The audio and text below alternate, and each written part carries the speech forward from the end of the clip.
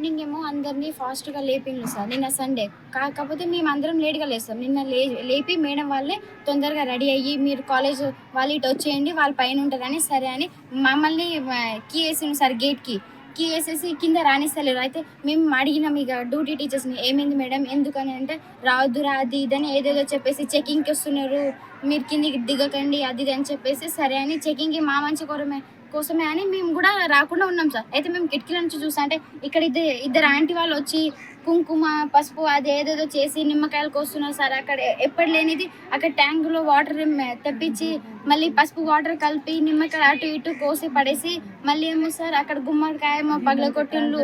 ఏదో ఇద్దరు ట్రాన్స్జెండర్ వచ్చిండ్రు సార్ వాళ్ళే చేసి వెళ్ళిపోయిండ్రు. అయితే పసుపు వాటర్ ఏమో హాస్టల్ చుట్టూ పోషిండ్లు రూమ్లో పోషిండ్లు మా మీద పోషిండ్లు అందరి మీద పోసి ఇక సరే అని మేడం ఏమో మాకు ఈ మ్యాటర్ చెప్పకుండా మేడం గేట్ కా నుంచి అటే వెళ్ళిపోయింది సార్.